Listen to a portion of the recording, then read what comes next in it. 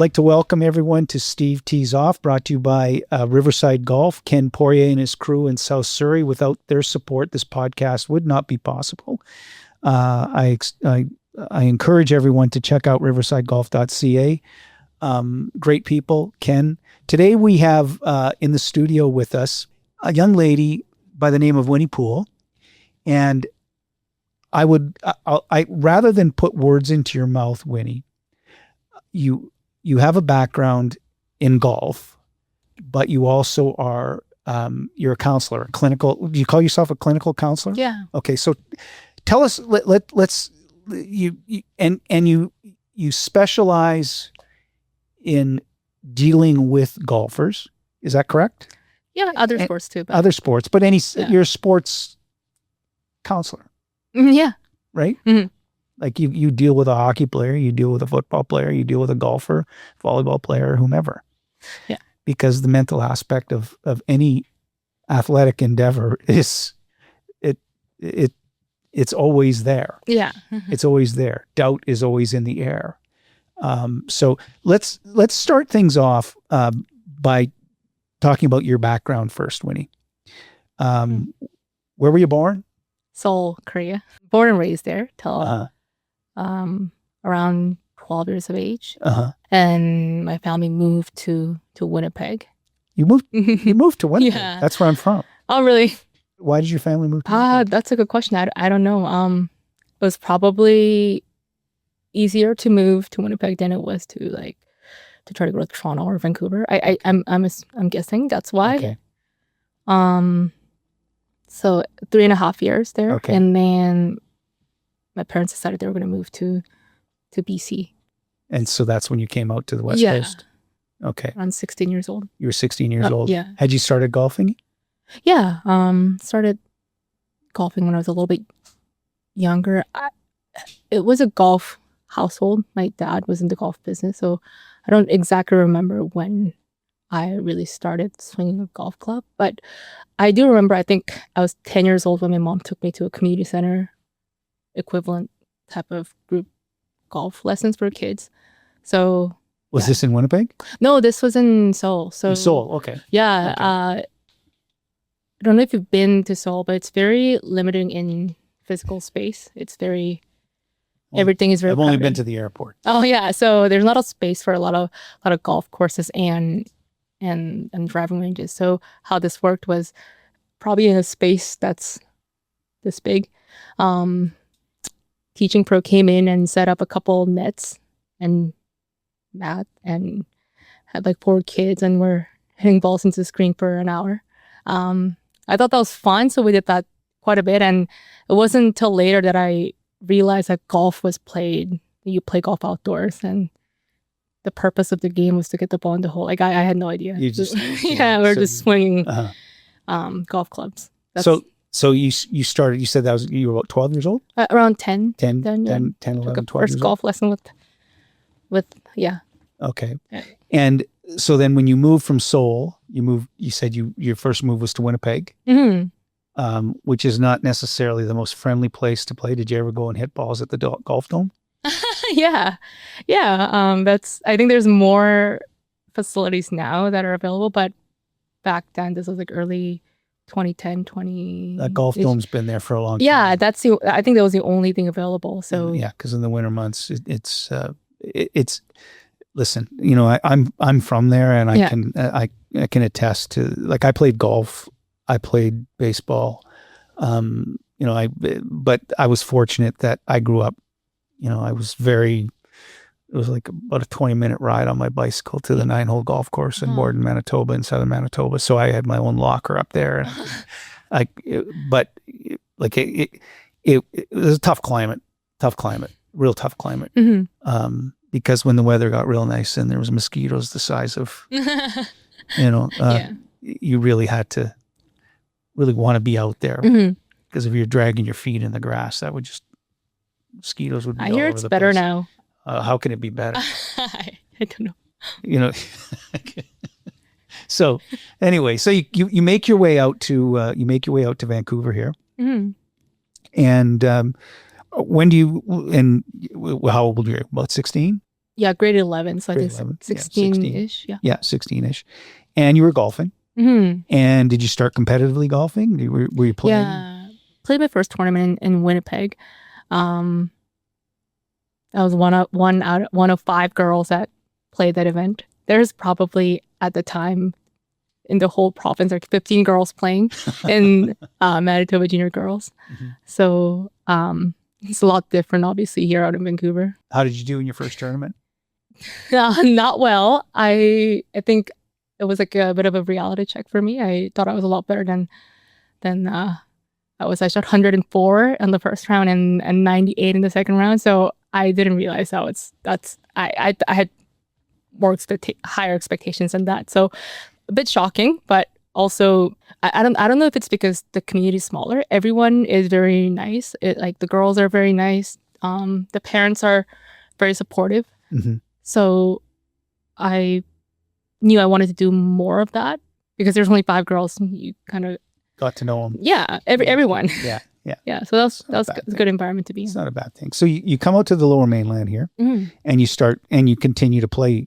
Where did you move to in the Lower Mainland? Yeah, very close to Redwoods Golf Course out in in Langley. Yeah, so it's part of the junior program there, and also played up a lot of golf at Swanee Set. Mm-hmm. It was a little bit further, but yeah, there's a lot of juniors there. So I think I wanted to be part of that. So yeah, me and my little brother played. So and all the time taking instruction. Yeah, my dad is a golf pro as well. So anytime he was there was a forced lesson, golf lesson. Is that good or bad? I think it was good in the sense that there was a lot of support and very accessible support. But there's also other times where I was jealous of kids who have parents that don't really know golf. So they can do whatever they want or they have a little more autonomy. So I was jealous of that. But I think in big picture, it was good that I had dad around who was an expert in golf. So so you played the junior circuit here in the Lower Mainland? Yeah. And going to school, obviously going to high school, you finish up. How did you do in the tournaments when you were playing out here? A little bit better as I evolved as a golfer a little more. But it's a lot more competitive out here. A lot more girls, first of all, and a lot more girls who plan to go play high level collegiate golf and going on the tour, playing professionally.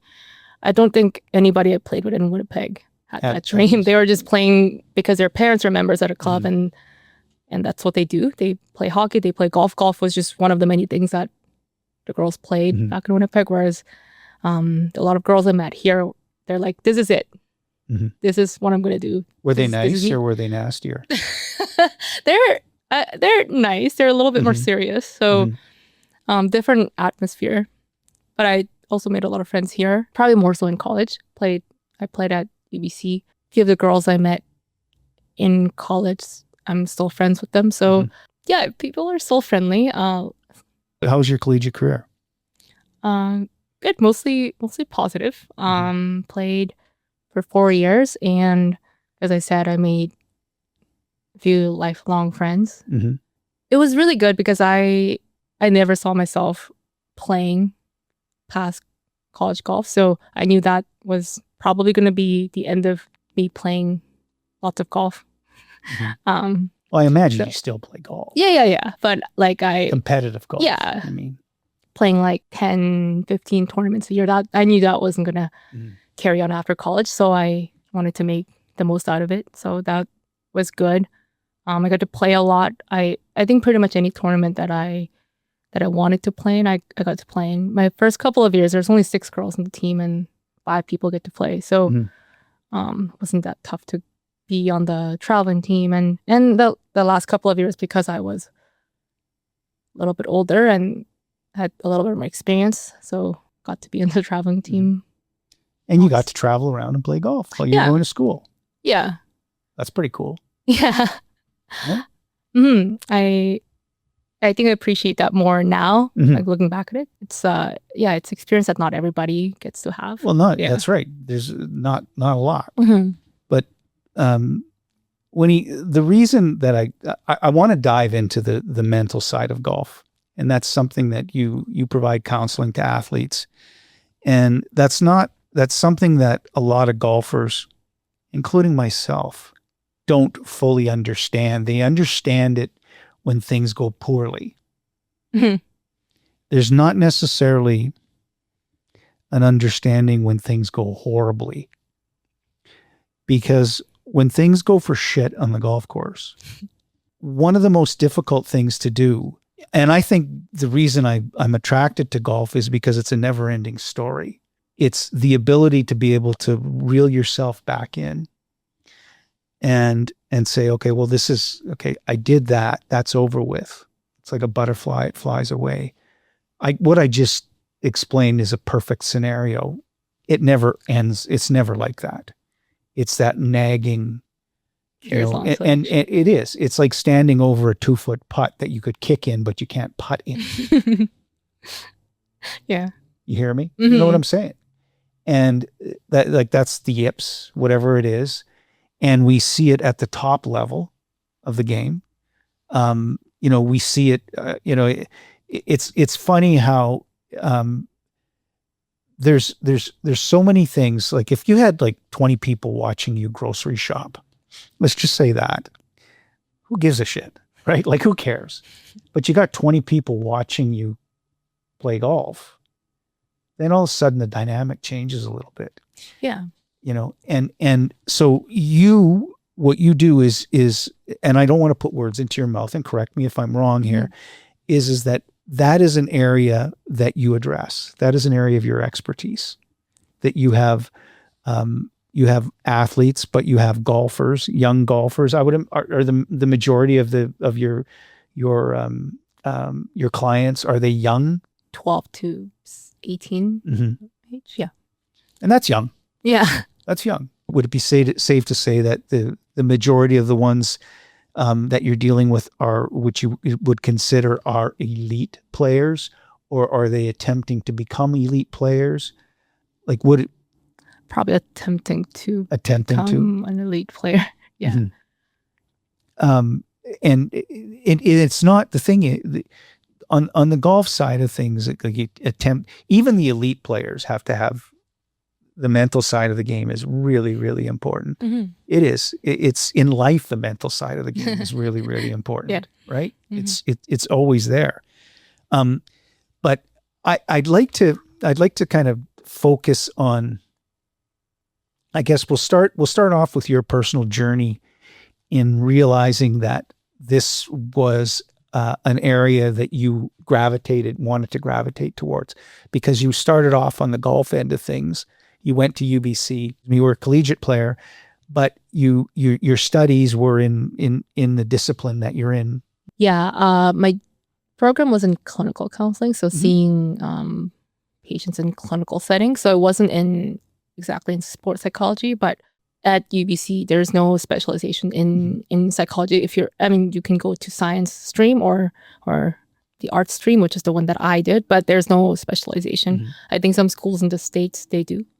Yeah, so I was always interested in psychology, and I knew that I didn't know what I was going to do, but I knew that I wanted to do something within psychology. So yeah, my master's was in clinical counseling. So my practicum and all the work that I did was, like clinical patients. So like my very first client I had was someone who was struggling with dissociation, was on suicide watch. And some caseload clients was a youth who's going through their parental divorce, or kids processing trauma like assault. Very, very clinically heavy nature. So I didn't know that I was going to end up working in the sports setting. But throughout my program, I think I was asking my question, do I see myself working in like hospital, clinical adjacent settings? And I think the answer was no. I definitely explored working in maybe like a rehab unit or like a geriatric unit or in like psych wards. But I couldn't see myself doing that. And my dad suggested that, well, the constant for you is golf. So why don't you start with golf and get a little bit more training in like performance psychology of things. And that's probably going to be an easier start for you because in clinical setting, you're going from a non-functional level, bringing your baseline, like you're trying to get to the baseline. Whereas in performance psychology, you're working with people who already have their baseline functioning taken care of. You're just trying to do better. So maybe you'll enjoy that more. So you listen to them. Yeah. You're a PGA of Canada, a member of the PGA of Canada also too. Mm. So when did all the PGA of Canada, your PGA of Canada golf professional, you are, right? And you're a clinical counselor. When did you put those things together? Yeah. So pretty much right after I graduated from my graduate program, there was an opportunity that showed up. Patrick Lago, he now runs his own facility out in Port Coquitlam. It's an indoor academy, but he had his academy running at Westwood Plateau in Coquitlam at the time, and he was looking for a female instructor, and he reached out to me, and my dad again said, this is probably good because maybe if you start teaching and working with golfers a little bit, that's going to be, you're definitely going to learn something. I know you're not trying to be a teaching pro, but it'll help. Yeah. So I did that thinking that I'll probably just do the summer. It was around May. So I said, I'll do May, June, July, August and reevaluate how that goes. And I ended up staying there for 2 years. I was able to run some like junior mental performance program with the kids there. And then there was also opportunities for me to work with some BC golf's program.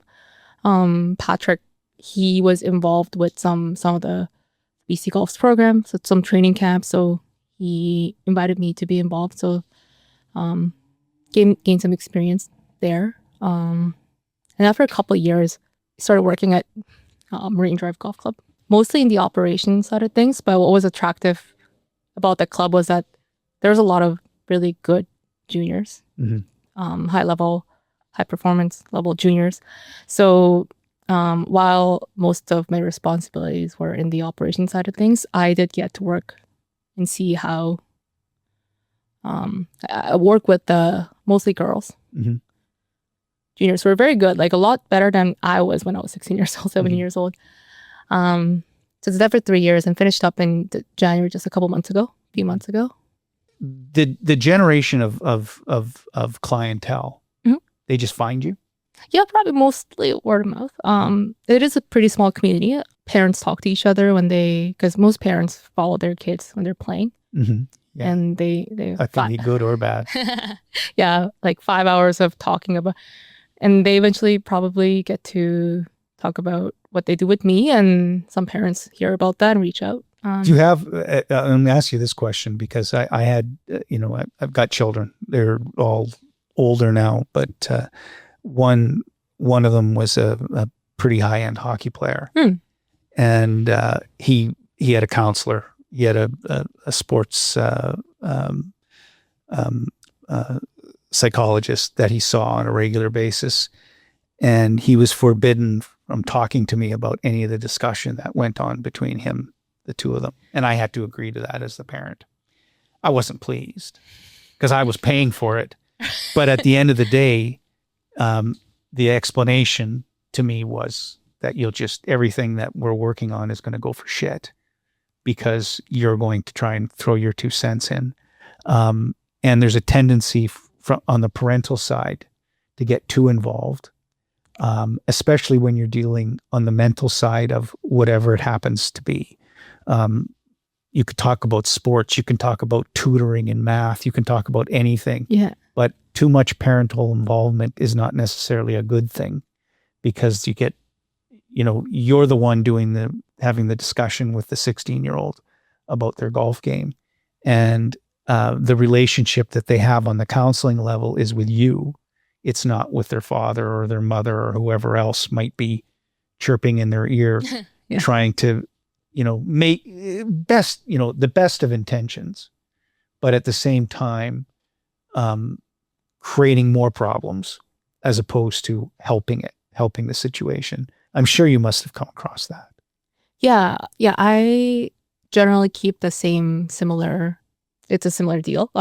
Anyone over 12 and over, like for kids younger than 12, sometimes you do have to involve parents a little bit more. Yeah, justifiably so. Yes, yeah. So 12, I think, is a good age. 12 and over is where you give kids more independence. And what that confidentiality piece is really creating like a psychologically safe environment. Because if I don't know, if you're a kid talking to your counselor and you know that they're gonna end this call and go tell everything that I said to my mom, then and you're gonna get a phone call from mom. Yeah. So yeah, that's doesn't really help. It very rarely helps. I want to touch, I really want to talk about this, the how the mental side, and we're focusing on golf here specifically, obviously, because it is Steve Tees Off, brought to you by riversidegolf.ca. But how the like differentiating between how the mental side of the game when you're just playing casually, as opposed to playing competitively. There's a switch. There really is. But you always, like professionals, and I'll speak specifically to golfers, with professional golfers at the toppest level, there isn't a switch. That's always on. It never shuts off. Ergo, whenever you play a professional, they always want to play for money because it's ingrained in them to be competitive. But when you're dealing with young people, with junior players, and do you take a tactic of saying that, that when there is really no difference in mindset when you're playing casual versus competitive? Because if there is, then that allows, and I don't want to put words in your mouth, but it allows doubt to get into the back of your mind, and you're because in order to play golf successfully, you always have to be in the moment. You really do. And it's not sometimes, a lot of times that's very difficult when you're playing casually and nothing's really on the line. But in order for you to get better, if you want to get to that next level, at the elite level, if you want to, you can't be like that. You've always got to be on. Even if you're playing, you might be going and playing around out at Loomis Trail, and you might hook up with, you're playing with a friend, and I'll use myself as an example. I've been out at Loomis Trails playing with a young kid from Seattle who was just up there playing the course before a junior event the following week. And he was playing with his mom and dad. His mom and dad weren't playing, but they were riding on the cart with him. But it wasn't a competitive round for us, but for him, he was getting ready. Right. So in order to have that mindset that I have to, I'm here to play, and I'm here to play this course so that I can learn this course so that next week I'm ready to play. So explain that how you're able to have that, I guess, bring an elite young golfer along through that process. I know that's a really long question. I think what you mentioned last about playing a practice run, I think that's a little bit of a different mindset, but how to keep the switch on during casual rounds. All the work that we do really boils down to, are you able to put the attention to what's in front of you? It's very simple. That's the ultimate goal. You're trying to get to do it every time, like every shot.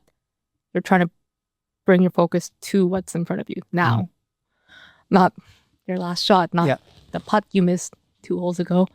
So even in casual rounds, like you can have fun. You can be goofy, but when you have a shot in front of you, that process of you picking up information, making decisions how you're going to hit the shot and executing that has to be there, competitive or casual, like whatever whatever the environment is.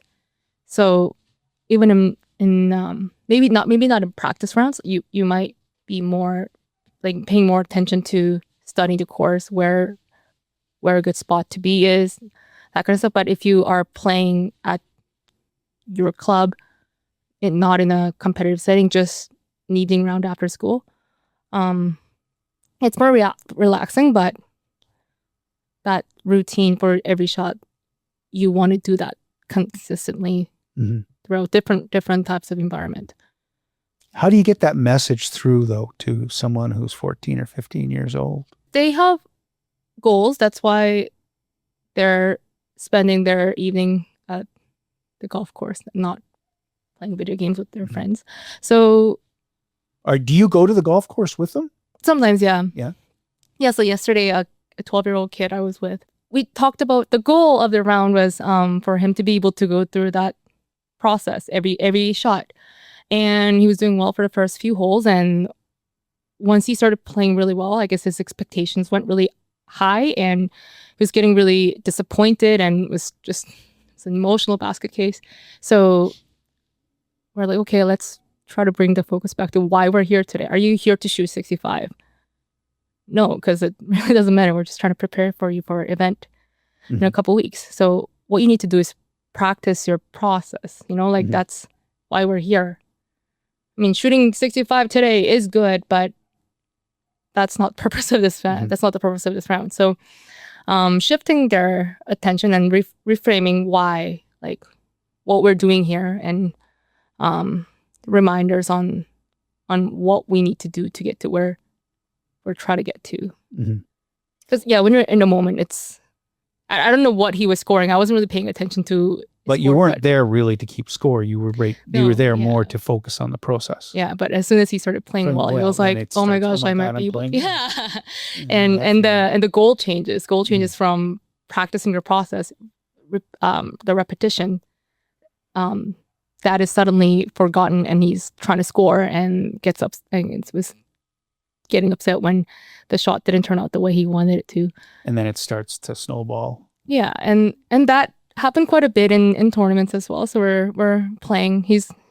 I don't know his handicap, but he hadn't had a round where he played really well, like super well yet. So he's waiting for the moment. So when there's a hint of that moment coming up, he gets really excited and then forgets why we're there. It's easy to do, though. Yeah. That's not it. You see, geez, like, if you watch professional golf, you see there's a plethora of shitty decisions that have been made on the golf course where everybody's screaming at the TV going, what are you doing? Yeah. You're not focusing on the process here. You're not even you're here. So to expect, that's very tough. It is. Like, and especially, for say a 14-year-old or a 15-year-old trying to manage your emotions, when all you're geared for is, in essence, playing well. And you say, okay, well, what does well mean? Right? What does that mean? What does well mean? Does well mean I don't miss a putt outside of 5 feet? That's my goal for this round. I'm not going to miss a putt that's 5 feet in. I can't. Okay, that's my goal. No matter what I shoot, that's what I'm focusing on. Now, I just made that up. Okay, but when you're dealing with young players, what do you find? What the biggest factor is, because you've been doing this for not that long, really. But what is it? The biggest factor mentally to compete at a high level?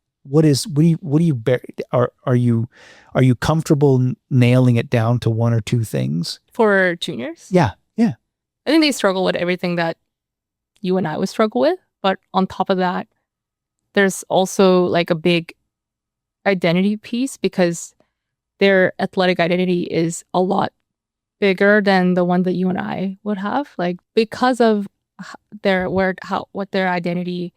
Their identity is It's- tied so much to the Yeah, golf. that they- also, yeah, and also probably a little bit on the environment factor too, because if you were to play in, I don't know, like a VGT event, Mhm.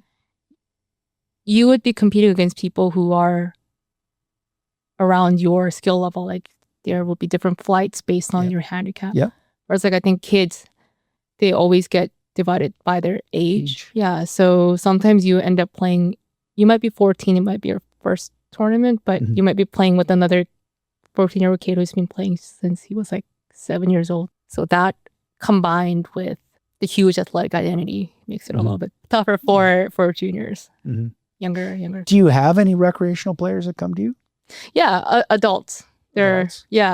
that they want to play. Mostly the ones that are getting into like single digit handicaps and they want to play at club level, playing some club championship, Mhm. inter club type of stuff, and what they score in casual rounds and the rounds that count are drastically different, and they are very frustrated. Yeah. And how do you deal with that? Um. I'm asking for myself. But how do you deal with that? That's a serious question. So the first thing I would look at is like if I'll ask like how they're keeping track of their stats. So I think a lot of times when people work on, say, putting, because you think you're a bad putter, that decision that you made about your putting skills is based off on your feeling about how, like, you think I feel like I'm a terrible putter. Whereas if you keep track and look at the stats, you might be losing more strokes around the green or off the tee. Yeah, like you might miss a 1-footer in the later part of your round, and that really stings, and that's like that stands out a lot, and you think about that 1-footer that you missed. So you tell yourself, "Oh, I'm a bad putter," whereas you might have had a good round of putting. Other than that 1-footer you missed, you might have had a good round. You might have done well in putting on the rest of the course. So I would start with objectifying where. So the make them discrepancy is. keep track of this information and follow a process, like diarizing the data. Not working on something based on what you feel, but what the fact, like on, you want to look at the factual data. Yeah. Because I'll tell you, like personally, because I've been playing golf so long, that I have instances where I'm playing out of my mind and marking my own score, and then after 4 holes finding out that I'm like 2 under par, and then the moment that comes into my head, I start going, oh, Jesus, and I start thinking about what I'm going to shoot on the front 9. Time traveling. Yeah. And that's not a good thing for me. It never is. And then, one bad shot perpetuates itself into another and to another and to another. And, I've taken 13s on par 5s, on specific holes in the US where my playing partner doesn't believe me that I took a 13 because he's so involved in his own game, and he's keeping score. And I say 13. He's like, how could you do that? I said, do you want me to relive it and then come back and birdie the next hole, and then do the math in your head and go like, I just took 16 on 2 holes. It's over. We might as well just go home, but that mindset, and it's not, I don't play the game for a living. That's probably one of the reasons I don't, because I couldn't. I don't think but you have to, at a very early age, at a young age. I'm not suggesting that you take a 16 and then bounce back, but there are players that play really like Rory in the Masters, he didn't play that well. He really didn't. He missed a lot of fairways. Mhm. He missed a lot of fairways. He did. And he still won. Okay. So that to me is a pro. Like that's, but also he spent the week before there too, playing, getting prepared, right? And going through the process. But I admire that a lot, in that when you can go out and not play your best and still shoot well. And that there's, at that level, but at any level, whatever your level is at, obviously, the elite level is at the elite level, you can be really on or really off, but when you're really off that one time, can you turn it back on to be really on and forget about that? And when you're dealing with young players, and you just said that you sometimes you go to the course with them, Mhm. and I would imagine walk the course with them, and you don't do the parents walk with you, or you just Sometimes, mostly not. They don't, but they leave you alone? yeah, sometimes they do walk. And do you feel those eyes? Yeah. Sometimes I have asked a parent can you wait in the clubhouse? Because there was a kid that had a lot of parental pressure, so I wanted I wanted her to have some space. So I have asked once, but yep, it happens. So, but getting over that hurdle though, that mental hurdle. What is the biggest, I guess I'm looking for, it's not advice for me, but the biggest takeaway or the thing that you've learned the most in dealing with these young golfers, the ability to be able to get over that hurdle. What's the I don't want to say the biggest impediment, but the mindset that you must have. It's like a must have. You must have that. Otherwise, you're just going to be relegated to, it's just going to happen over and over and over and over again. Right. The non-negotiable for me is putting the evaluative power on the process. So like something that you do have control over, and not the outcome, which sounds a lot simpler than it is. So explain that. So for an example, I wanted to win this event and I shot 68. So I thought I had a good chance, and this other kid played behind me, shot 62. So if you're evaluating yourself based on the outcome, I didn't win, then you're a loser. Whereas if you put that evaluative power on the process, okay, what did I do? Did I follow my course management plan? Did I do the reset strategy that I was going to do? Did I follow the plan? Did I do everything that I said I was going to do? Then you didn't get the outcome that you wanted, but you did achieve your goal, like your process goal. So it's getting them to recognize that. Yeah. It's because if you don't focus on the process, then there's no outcome. Like you can't rely on something that you don't have control over. So to get the outcome that you want, you need to be more focused on the process. Yeah. And evaluate yourself based on your process.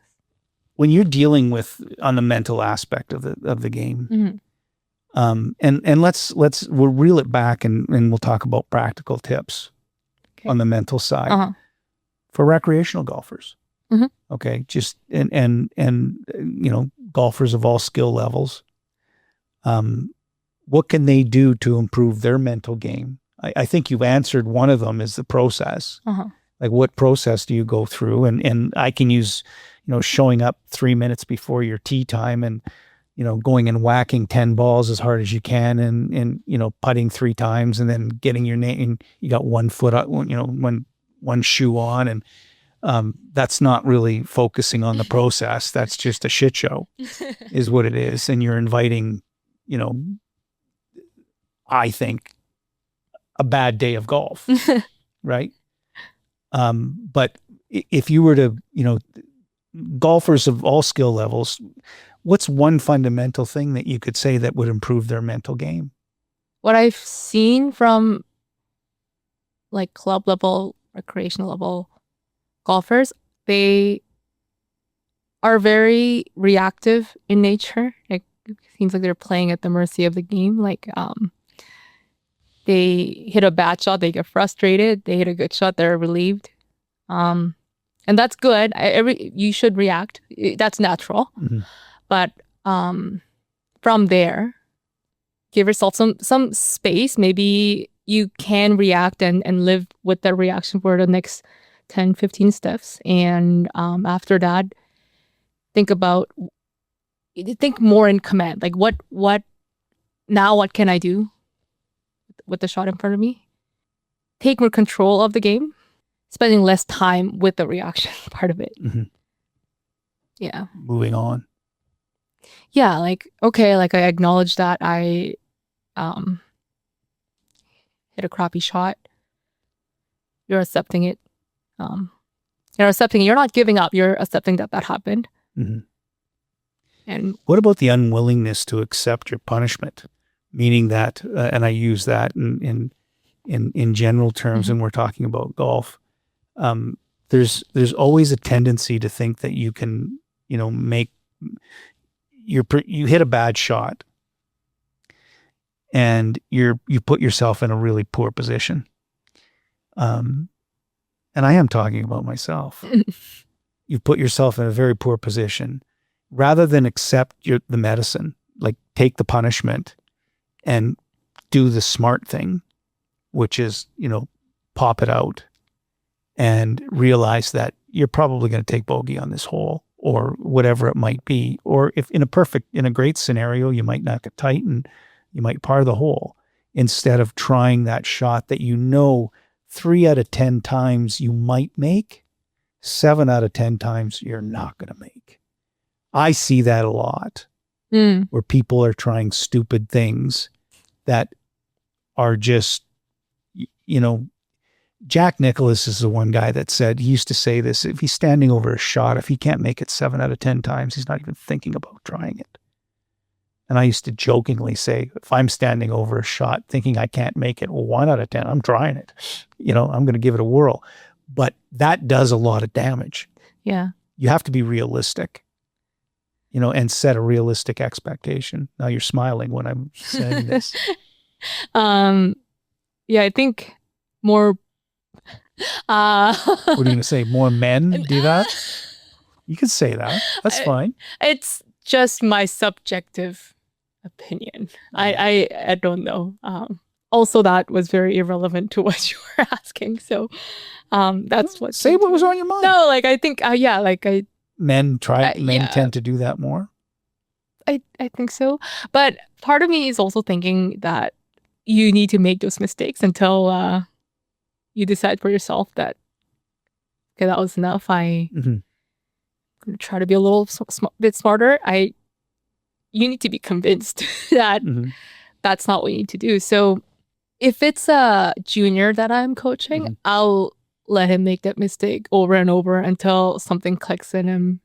Oh, maybe this isn't the way to go. Like there was a girl that I was seeing last year and she just loves to chip from the fringe, even though she's like a foot away, and she wasn't that good of a chipper. Like she wasn't getting it very close. Sometimes she would chunk it and hit it like halfway.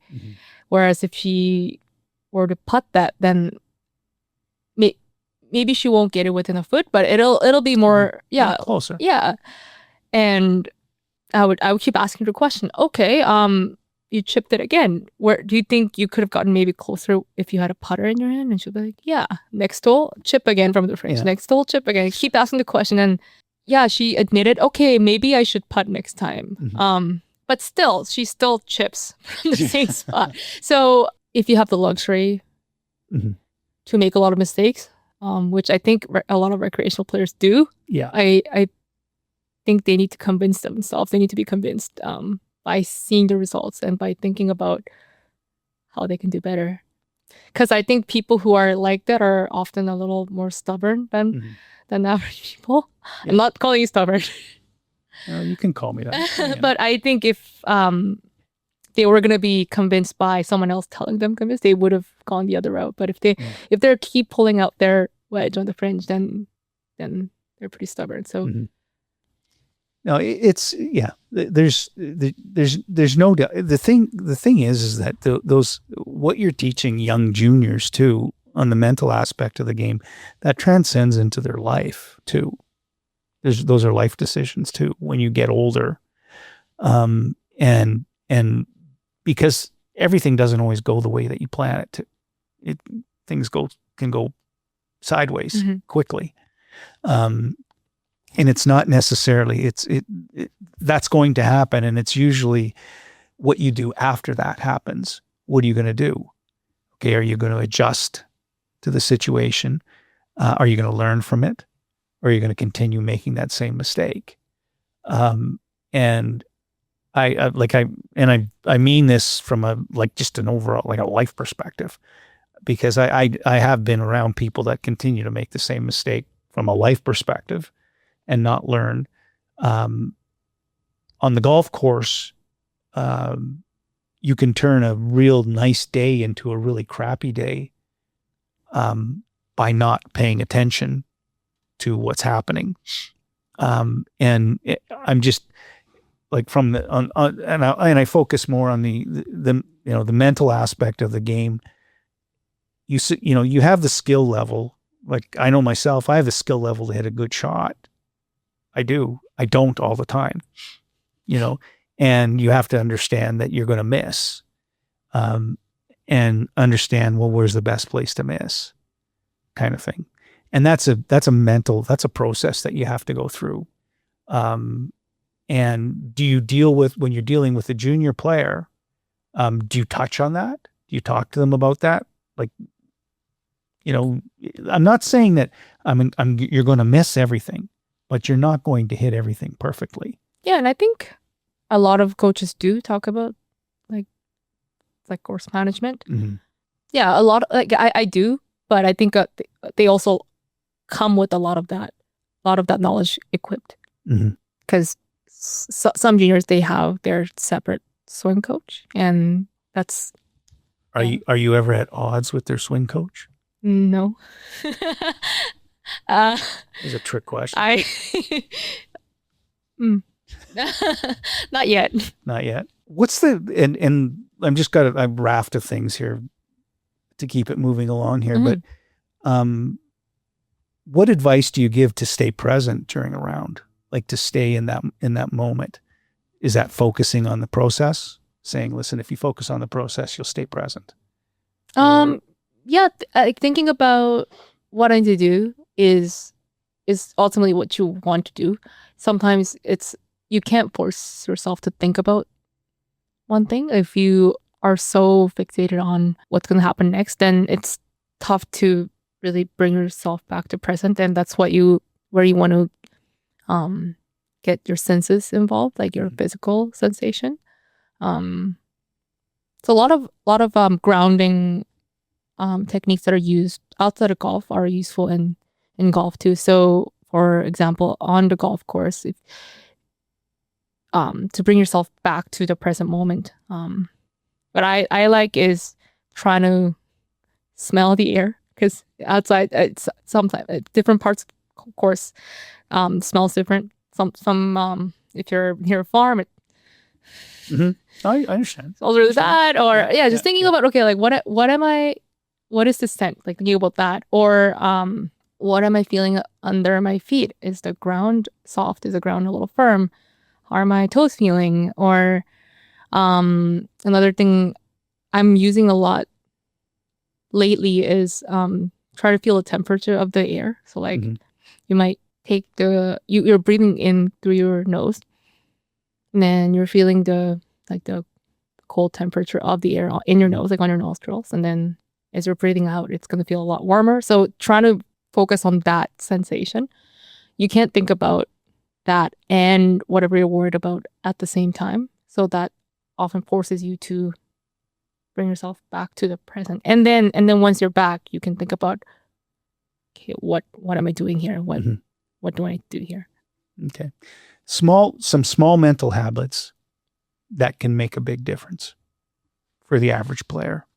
Keeping track of how like your stats, and it doesn't have to be. There's a lot of like, softwares and apps out there that can do that for you. And it goes into details. But if you're playing at just like a recreational level, it could be as simple as how many fairways are you hitting, how many greens are you hitting, how many putts are you hitting, that kind of stuff. To so that you're using your time on the right things and not basing off your practice plan.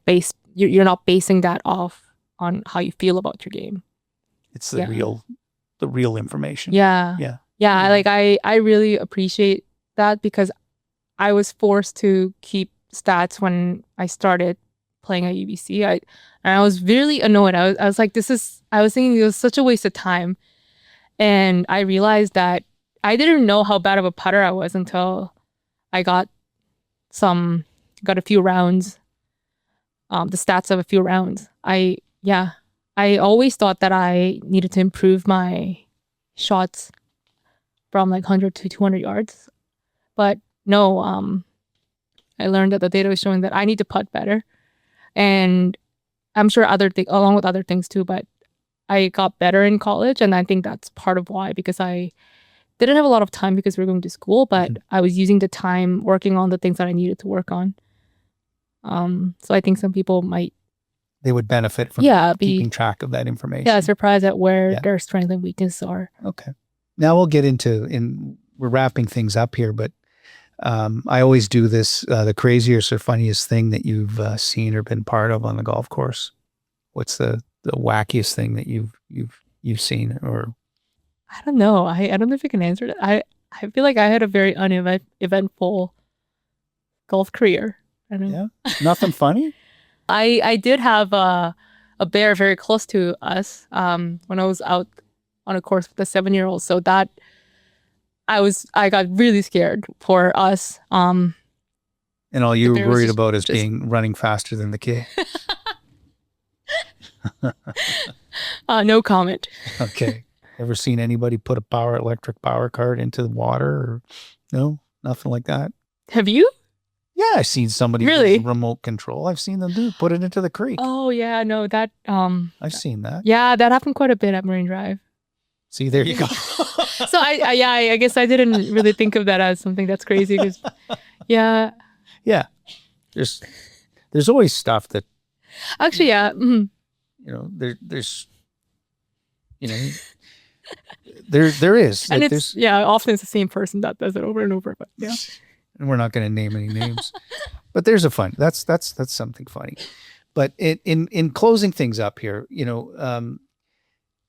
because you focus on the mental side of the game, the best advice that you can and I'm not saying that you're not a couch psychologist here, but the best advice that you could give to players, they can be juniors, they can be recreational players, but the thing that's overlooked the most, and I could answer it, I think, but I want to hear it from you because of just having this discussion with you. But the biggest advice that you would give, is it to, I might as well go ahead and say it, is it to keep track of things, to actually keep track of the fairways that you hit, the fairways you met, amount of putts, how you were around the green,